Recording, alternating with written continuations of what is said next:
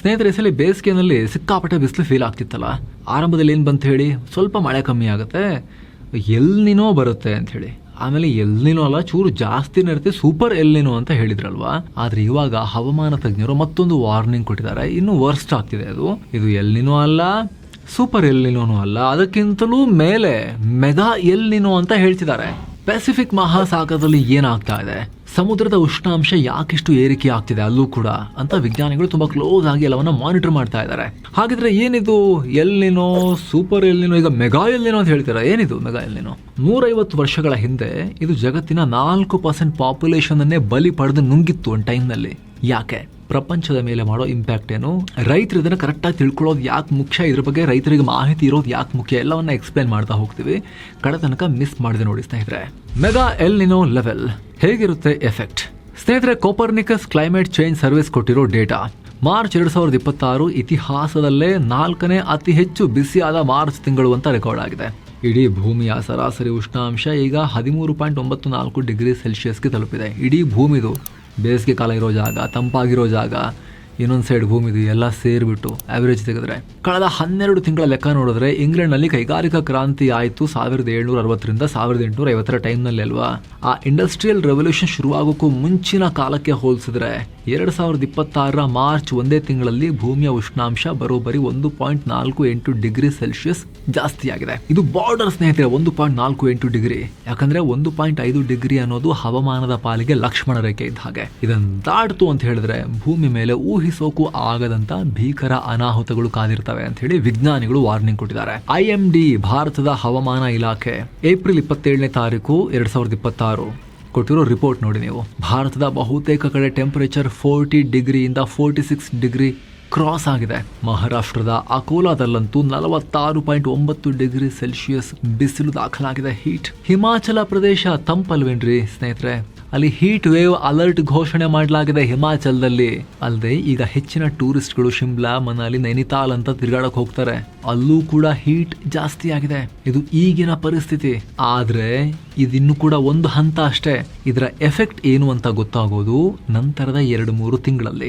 ಅಮೆರಿಕದ ಹವಾಮಾನ ಸಂಸ್ಥೆ NOAA ಮತ್ತು WMO world meteorological organisation report ಪ್ರಕಾರ ಏಪ್ರಿಲ್, ಜೂನ್ ಅಥವಾ ಮೇ, ಜುಲೈ ಹೊತ್ತಿಗೆ ಈ ಸ್ಟ್ರಾಂಗ್ ಎಲ್ನಿನೋ ಎಂಟ್ರಿ ಕೊಡುತ್ತೆ. 2026 ಚಳಿಗಾಲ ಹಾಗೂ 2027 ಆರಂಭದ ಹೊತ್ತಿಗೆ ಇದು ತನ್ನ ಪೀಕ್ ತಲುಪುತ್ತೆ ಅಂತ ಹೇಳಿದ್ದಾರೆ. ಆವಾಗಲೇ ನೋಡಿ ಇದು ಹವಾಮಾನವನ್ನೇ ಉಲ್ಟಾ ಪಲ್ಟಾ ಮಾಡೋದು. ಪೆಸಿಫಿಕ್ ಮಹಾಸಾಗರದ ನೀರಿನ ಉಷ್ಣಾಂಶ ಸಿಕ್ಕಾಪಟ್ಟೆ ಫಾಸ್ಟ್ ಆಗಿ ಏರಿಕೆಯಾಗ್ತಿದೆ.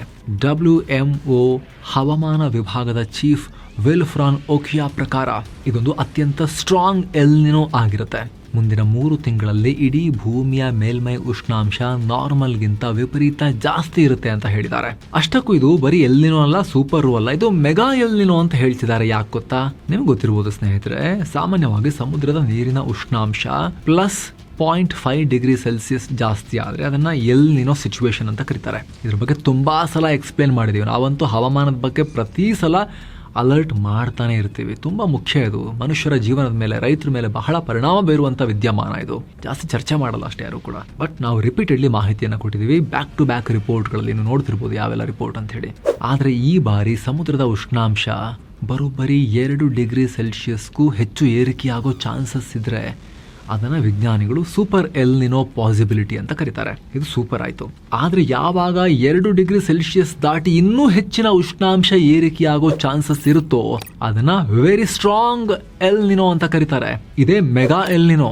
ಇದೇ ಈಗ ಅಪ್ಪಳಿಸೋ ಚಾನ್ಸಸ್ ಜಾಸ್ತಿ ಆಗ್ತಾ ಇದೆ ಅಂತ ವಿಜ್ಞಾನಿಗಳು ಹೇಳ್ತಿರೋದು. ಅದೇ ಕಾರಣಕ್ಕೆ ಪೆಸಿಫಿಕ್ ಸಾಗರದಲ್ಲಿ ಆಗ್ತಿರೋ ಚೇಂಜಸ್ ಅನ್ನ, ಬದಲಾವಣೆಯನ್ನ ವಿಜ್ಞಾನಿಗಳು ಕ್ಲೋಸ್ ಆಗಿ ಮಾನಿಟರ್ ಮಾಡ್ತಿದ್ದಾರೆ.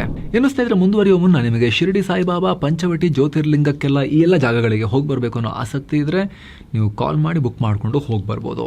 ಆಲ್ ಇನ್ಕ್ಲೂಸಿವ್ ಪ್ಯಾಕೇಜ್ ಇದು. ಆಸಕ್ತಿ ಚೆಕ್ ಮಾಡಿ ಬನ್ನಿ. ಈಗ ಮುಂದುವರಿಯೋಣ. 150 ವರ್ಷಗಳ ಹಿಂದಿನ ಇತಿಹಾಸ. ಜಗತ್ತಲ್ಲಿ 4% ಜನ ಬಲಿ. ನಾವೀಗ ಒಂದು 150 ವರ್ಷಗಳ ಹಿಂದಿನ ಇತಿಹಾಸ ನೋಡೋಣ. 1876ರಿಂದ 1878 ಆ 2-3 ವರ್ಷ ಏನಾಗಿತ್ತು ಭೂಮಿಯಲ್ಲಿ ಅಂತ. ಏನಾಗಿತ್ತು? ಭೂಮಿ ಬರೀ ಸಾವುಗಳನ್ನು ಕಂಡಿತ್ತು.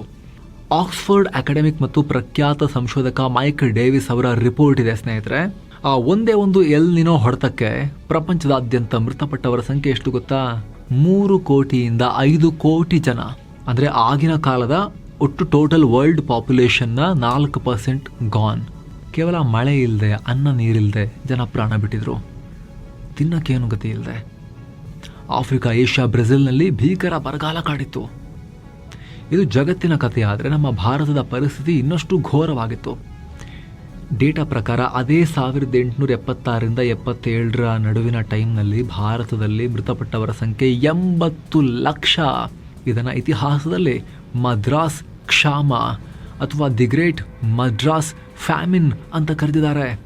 ದಾಖಲಿತ ವಿಚಾರ ಇದು, ಆಗ ಹೋಗಿರೋದು. ಆಗ ದಕ್ಷಿಣ ಭಾರತದಲ್ಲಿ ಏನಾಗಿತ್ತು? ಮಳೆ ಪ್ರಮಾಣ 45.4% ಡೌನ್ ಆಗಿತ್ತು. ಅರ್ಧಕ್ಕರ್ಧ ಮಳೆ ಕೈಕೊಟ್ಟಿತ್ತು. 5 ಕೋಟಿಗೂ ಅಧಿಕ ಭಾರತೀಯರು ಈ ಬರಗಾಲಕ್ಕೆ ಸಿಲುಕಿ ಒದ್ದಾಡಿದರು. ಪರಿಸ್ಥಿತಿ ಕೈ ಮೀರಿತ್ತು. ಆ ಕಾಲದಲ್ಲೇ ಬ್ರಿಟಿಷ್ ಸರ್ಕಾರ ಬರೋಬ್ಬರಿ 95 ಲಕ್ಷ ರೂಪಾಯಿಗಳನ್ನು ಕೇವಲ ಬರಗಾಲದ ಪರಿಹಾರಕ್ಕಾಗಿ, ಯಾವಾಗ 1876-78 ಟೈಮ್ನಲ್ಲಿದು, 1900ರಲ್ಲೂ ಅಲ್ಲ, 2000ರಲ್ಲೂ ಅಲ್ಲ, 1876ನೇ ಇಸ್ವಿ ಟೈಮ್ನಲ್ಲಿ ಬ್ರಿಟಿಷರು ಖರ್ಚು ಮಾಡಿದ್ರು ಅಷ್ಟು. 1876, 77, 78 ಈ 3 ವರ್ಷ ಇದು ಪ್ರಭಾವ ಬೀರಿತ್ತು. ಎಲ್ಲೆಲ್ಲಿ ಏನೇನು ಗಂಡಾಂತರ ಕಾದಿದೆ ಹಾಗಾದರೆ? ಸ್ನೇಹಿತರೆ, ತಜ್ಞರ ಪ್ರಕಾರ ಮೆಗಾ ಎಲ್ನಿನೋ ಆಗೇ ಬಿಟ್ಟರೆ ಇದು ಇಡೀ ಪ್ರಪಂಚದ ಹವಾಮಾನವನ್ನು ತಿರ್ಗಾಮುರ್ಗ ಮಾಡಿಬಿಡುತ್ತೆ. ಕೆಲ ಕಡೆ ಭೀಕರ ಬರಗಾಲವನ್ನು ಸೃಷ್ಟಿ ಮಾಡಿದ್ರೆ, ಇನ್ನೊಂದು ಕಡೆ ಊಹಿಸಲು ಆಗದಷ್ಟು ಭಾರಿ ಮಳೆ ಸುರಿಸಿ ಪ್ರವಾಹ ಉಂಟು ಮಾಡುತ್ತೆ. ಇದಕ್ಕೆ ಬೆಸ್ಟ್ ಎಕ್ಸಾಂಪಲ್ ಅಂದರೆ ಆಸ್ಟ್ರೇಲಿಯಾ. ಸಿಡ್ನಿ ಯೂನಿವರ್ಸಿಟಿ ರಿಪೋರ್ಟ್ ಇದು, ಆಸ್ಟ್ರೇಲಿಯಾದ ಪ್ರಖ್ಯಾತ ಸಿಡ್ನಿ ಯೂನಿವರ್ಸಿಟಿ. ಅಲ್ಲಿನ ರಿಪೋರ್ಟ್ ನೋಡಿ. ಈಗ ಎಲ್ನಿನೋ ಬಂದಾಗಲೆಲ್ಲ ಅಲ್ಲಿ ಕೃಷಿ ಸರ್ವನಾಶ ಆಗಿದೆ. 1982ರಲ್ಲಿ ಆಸ್ಟ್ರೇಲಿಯಾದ ಗೋಧಿ ಉತ್ಪಾದನೆ 30% ಬಿದ್ದು ಹೋಗಿತ್ತು. 1994ರಲ್ಲಿ ಬರೋಬ್ಬರಿ 50% ಬಿದ್ದು ಹೋಗಿತ್ತು. ಇನ್ನು ಸೌತ್ ಆಫ್ರಿಕಾ, ಅಲ್ಲಿ ಭೀಕರ ಬರಗಾಲ ಶುರುವಾಗುತ್ತೆ ಅಂಥೇಳಿ ಅಮೆರಿಕದ ಸ್ಪೇಸ್ ಏಜೆನ್ಸಿ ನಾಸಾ ಹೇಳಿದೆ. ಇನ್ನೊಂದು ಕಡೆ ಜಗತ್ತಿನ ಶ್ವಾಸಕೋಶ ನಮ್ಮ ಅಮೆಜಾನ್ ಕಾಡುಗಳು. ಈಗ ಆಲ್ರೆಡಿ ಈ ಕಾಡುಗಳು ಒಣಗ್ತಿವೆ. ರೀಜನಲ್ ಆಗಿ ನೋಡಿದ್ರೆ ಅಲ್ಲಿನ 40% ರೈನ್ಫಾಲ್ ಅಮೆಜಾನ್ ಕಾಡಿನಿಂದಲೇ ಉಂಟಾಗೋದು. ಆದ್ರೀಗ ಅಮೆಜಾನ್ ತನ್ನ ರೈನ್ಫಾಲನ್ನು ಜನರೇಟ್ ಮಾಡೋ ಎಬಿಲಿಟಿಯನ್ನು ಕಳ್ಕೊಳ್ತಾ ಇದೆ. ಅಮೆಜಾನ್ ಫಾರೆಸ್ಟ್ ವಿಜ್ಞಾನಿಗಳೇ ಹೇಳಿದ್ದಾರೆ ಅದನ್ನು. ಅಲ್ಲಿನ ಪ್ರಮುಖ ಸೊಲಿಮೋಸ್ ನದಿ ನೀರಿಲ್ಲದೆ ಬತ್ತು ಹೋಗಿದೆ. ಟಫೆ ಅನ್ನೋ ನದಿಯ ಕವಲು ಸಂಪೂರ್ಣವಾಗಿ ಡ್ರೈ ಆಗಿದೆ. ಇದೆಲ್ಲ ಈ ಹಿಂದಿನ ಎಫೆಕ್ಟ್. ಆದರೆ ಈಗ ಬರ್ತಿರೋ ಮೆಗಾ ಎಲ್ನಿನೋ ಎಫೆಕ್ಟ್ ಇನ್ನು ಮುಂದೆ ಕಾಣಿಸ್ಕೋಬೇಕು. ಇದೆಲ್ಲ ಒಂದು ಕಡೆ ಆದರೆ ಅಮೆರಿಕದ ಕಥೆನೇ ಬೇರೆ. ಎಲ್ನಿನೋ ಅಮೆರಿಕದ ದಕ್ಷಿಣ ಭಾಗದಲ್ಲಿ ಸಿಕ್ಕಾಪಟ್ಟೆ ಮಳೆ ಸುರಿಸಿ ಪ್ರವಾಹ ತರುತ್ತೆ. US ವೆಸ್ಟ್ ಮತ್ತು ಕೆನಡಾದಲ್ಲಿ ವಿಪರೀತ ಬಿಸಿಲು ಹೆಚ್ಚಾಗುತ್ತೆ. ಎಲ್ನಿನೋ ಅಮೆರಿಕದ ದಕ್ಷಿಣದಲ್ಲಿ ಸಿಕ್ಕಾಪಟ್ಟೆ ಮಳೆ ಸುರಿಸಿ ಪ್ರವಾಹ ಉಂಟು ಮಾಡಿದ್ರೆ, ಅಮೆರಿಕದ ಪಶ್ಚಿಮ ಮತ್ತು ಕೆನಡಾದಲ್ಲಿ ವಿಪರೀತ ಬಿಸಿಲು ಹೆಚ್ಚು ಮಾಡುತ್ತೆ. ಅಂದರೆ ಎಲ್ಲ ಕಡೆ ಒಂದೇ ರೀತಿಯ ಪರಿಣಾಮವನ್ನು ಉಂಟು ಮಾಡಲ್ಲ. ತಿನ್ನಕ್ಕಿಲ್ದಿರಂಗೆ ಮಾಡುತ್ತೆ. ಕೆಲ ಕಡೆ ಬೆಳೆಯೋಕ್ಕೆ ಆಗಲ್ಲ, ಒಣಗಿ ಹೋಗುತ್ತೆ. ಬಿತ್ತನೆ ಮಾಡೋಕ್ಕೆ ಅದನ್ನು ಬೆಳೆಯೋಕ್ಕೇನು ನೀರಿರೋದಿಲ್ಲ. ಇನ್ನೂ ಕೆಲ ಕಡೆ ಬೆಳೆದಿದ್ದೆಲ್ಲ ಕೊಚ್ಕೊಂಡು ಹೋಗೋ ಥರ ಮಳೆ ಬಂದು ಭಾರತದ ಮೇಲೇನು ಪರಿಣಾಮ ಆಗುತ್ತಾ? ಇದು ಇಂಪಾರ್ಟೆಂಟ್. ನಮ್ಮ ದೇಶದ ವಿಚಾರ. ನಮ್ಮ ದೇಶ ಜೀವನಾಡಿ ಮುಂಗಾರು ಮಾರುತಗಳು. ಭಾರತದ 51%ನಷ್ಟು ಕೃಷಿ ಭೂಮಿ ಮಳೆಯನ್ನೇ ನಂಬ್ಕೊಂಡಿರೋದು. ನಮ್ಮ ದೇಶದ ಒಟ್ಟು ಆಹಾರ ಉತ್ಪಾದನೆಯಲ್ಲಿ 40% ಬರೋದೇ ಈ ಮಳೆಯಿಂದ ಮಾಡೋ ಕೃಷಿಯಿಂದ. ಭಾರತದ PIB ಪ್ರೆಸ್ ಇನ್ಫಾರ್ಮೇಷನ್ ಬ್ಯೂರೋ ಇವರು ಕೊಟ್ಟಿರೋ ರಿಪೋರ್ಟ್ ಪ್ರಕಾರ ಭಾರತದ 64%ನಷ್ಟು ಜನಸಂಖ್ಯೆ ಇವತ್ತಿಗೂ ಕೃಷಿಯನ್ನೇ ನಂಬಿ ಬದುಕ್ತಾ ಇದ್ದಾರೆ. ನಮ್ಮ ದೇಶದ GDPಯಲ್ಲಿ ಕೃಷಿ ವಲಯದ ಮೌಲ್ಯ 52,08,800 ಕೋಟಿ ರೂಪಾಯಿ. ಈಗ ಥಿಂಕ್ ಮಾಡಿ, ಈ ಮೆಗಾ ಎಲ್ನಿನೋ ಬಂದು ಮಳೆ ಕೈ ಕೊಟ್ಟರೆ ಈ 52 ಲಕ್ಷ ಕೋಟಿ ರೂಪಾಯಿಗಳ ಆರ್ಥಿಕತೆಗೆ ಏನಾಗುತ್ತೆ ಅಂತ. ಡ್ಯಾಮ್ಗಳಲ್ಲಿ ನೀರುಗಳು ಬೇಬೆ ಖಾಲಿ ಆಗ್ತವೆ. ಹಂಗಿರ್ಬೇಕಾದ್ರೆ ಮಳೆಗಾಲದಲ್ಲಿ ಮಳೆನೂ ಸರಿಯಾಗಿ ಬರದೆ ಕೈ ಕೊಟ್ಟರೆ ಈ ಡ್ಯಾಮ್ಗಳು ಫುಲ್ ಒಣಗಿ ನೆಲ ಎಲ್ಲ ಬಿರುಕು ಬಿಡೋಕ್ಕೆ ಜಾಸ್ತಿ ದಿನ ಬೇಕಾಗಿಲ್ಲ. ಆಮೇಲೆ ಮಳೆ ಇಲ್ಲದೆ ಬೆಳೆ ಒಣಗಿದ್ರೆ ಏನಾಗುತ್ತೆ? ಆಹಾರದ ಕೊರತೆ ಆಗುತ್ತೆ, ರೇಟ್ ಜಾಸ್ತಿ ಆಗುತ್ತೆ, ಫುಡ್ ಇನ್ಫ್ಲೇಷನ್, ಹೀಗೆ ಒಂದಕ್ಕೊಂದು ಲಿಂಕ್ ಆಗ್ತಾ ಹೋಗುತ್ತೆ. ಸದ್ಯಕ್ಕೆ ಆರಂಭದಲ್ಲಿ ಹೇಳಿದ್ರು ಇಲ್ಲ ವಾಡಿಕೆ ಅಷ್ಟೇ ಮಳೆ ಆಗುತ್ತೆ ಅಂತ ಹೇಳಿ. ಆಮೇಲೆ ವಾಡಿಕೆಗಿಂತ ಚೂರು ಒಂದು 3-4% ಕಮ್ಮಿ ಆಗುತ್ತೆ ಅಂದರು. ಈಗ ನೋಡ್ರೆ ವಾಡಿಕೆಗಿಂತ ಒಂದು 6-7% ಕಮ್ಮಿ ಆಗ್ಬೋದು ಅಂತ ಹೇಳ್ತಿದ್ದಾರೆ. ಇನ್ನು ಮುಂದೆ ಹೋಗ್ತಾ ಹೋಗ್ತಾ ಇನ್ನು ಕಮ್ಮಿ ಆಗುತ್ತೆ, ಏನಾಗುತ್ತೆ ನಾವು ಟ್ರ್ಯಾಕ್ ಮಾಡ್ತಿರ್ಬೇಕು. ಸದ್ಯಕ್ಕೆ ಅದನ್ನೇ ಮಾಡೋದು. ಗಾಬರಿ ಪಡ್ಕೊಳ್ಬೇಕಾಗಿಲ್ಲ. ಈಗ ಸದ್ಯಕ್ಕೆ ನಮ್ಮ ಹತ್ರ ಆಪ್ಷನ್ ಇದೆ. ಗಾಬರಿ ಪಡ್ಕೊಂಡ್ರೆ ಸುಮ್ಮನೆ ಸ್ಟ್ರೆಸ್ ಅಷ್ಟೇ. ಬಟ್ ಹವಾಮಾನದ ಬದಲಾವಣೆಯನ್ನು ಟ್ರ್ಯಾಕ್ ಮಾಡ್ತೀರಿ ಸ್ನೇಹಿತರೆ. IPL ನೋಡೋದು, ಮೂವಿ ನೋಡೋದು ಎಲ್ಲ ಇರುತ್ತೆ ಪಕ್ಕದಲ್ಲಿ. ಹವಾಮಾನ ಬದಲಾವಣೆಯನ್ನು ಟ್ರ್ಯಾಕ್ ಮಾಡೋಣ ಕರೆಕ್ಟಾಗಿ. ಎಸ್ಪೆಷಲಿ ರೈತರು ಟ್ರ್ಯಾಕ್ ಮಾಡಲೇಬೇಕು. ನಿಮ್ಮ ಊರಿನ ಕೃಷಿ ಕೇಂದ್ರಗಳು, ಕೃಷಿ ಅಧಿಕಾರಿಗಳೆಲ್ಲ ಇರ್ತಾರಲ್ಲ, ಕೃಷಿ ವಿಜ್ಞಾನಿಗಳೆಲ್ಲ ಹೋಗಿ ಅವರಿರೋದೇ ಅದಕ್ಕೆ ಹೋಗಿ ಕೇಳಿ ಅವರಿಗೆ ಏನು ಮಳೆ ಕತೆ ಏನು ಎತ್ತ ಅಂಥೇಳಿ. ನಾವು ಕೂಡ ನಿಮಗೆ ರೆಗ್ಯುಲರ್ ಆಗಿ ಹವಾಮಾನದ ಅಪ್ಡೇಟ್ಸ್ನ ತಲುಪಿಸ್ತಾನೆ ಇರ್ತೀವಿ. ಈ ಎಲ್ ನಿನೋ ಬಗ್ಗೆ, ಮುಂದಿನ ಮಳೆ ಪಾಸಿಬಿಲಿಟಿ ಬಗ್ಗೆ ಬಹುಶಃ ಇದು ಲಾಸ್ಟ್ 2-3 ಮಂತ್ಸಲ್ಲಿ ನಾವು ಮಾಡ್ತಿರೋ 3ನೇ ರಿಪೋರ್ಟ್ ಅಂತ ಕಾಣುತ್ತೆ. ಇದು ಮುಂದೆ ಕೂಡ ನಿಮಗೆ ತಲುಪಿಸ್ತಾನೆ ಹೋಗ್ತೀವಿ ಸ್ನೇಹಿತರೆ. ಜಾಸ್ತಿ ಜನ ನೋಡಿಲ್ಲ ಅಂದ್ರೂ ಪರವಾಗಿಲ್ಲ, ಯೂಸ್ ಆಗೋರಿಗೆ ಒಂದಷ್ಟು ಜನಕ್ಕೆ ಹೆಲ್ಪ್ ಆದರೆ ಸಾಕು ಇದು. ಹಾಗಾಗಿ ಇದು ಯಾವ ರೀತಿ ಡೆವಲಪ್ ಆಗ್ತಾ ಹೋಗುತ್ತೆ ಅಂತ ನಾವು ಮಾನಿಟರ್ ಮಾಡ್ತಾ ಹೋಗೋಣ. 1876ರಲ್ಲಿ ಮದ್ರಾಸ್ ಬರಗಾಲ ಬಂದಾಗ ಹತ್ತತ್ರ 1 ಕೋಟಿ ಜನ ಭಾರತದಲ್ಲಿ ಸತ್ತಾಗ ಸ್ಯಾಟಲೈಟ್ಸ್ ಇರಲಿಲ್ಲ. ಇವಾಗೆಲ್ಲ ಸ್ಯಾಟಲೈಟ್ಸಲ್ಲಿ ಮಾನಿಟರ್ ಮಾಡ್ಬೋದು, ಆವಾಗವಾಗ ರಿಪೋರ್ಟ್ಸ್ ಬರ್ತಾ ಇರ್ತವೆ.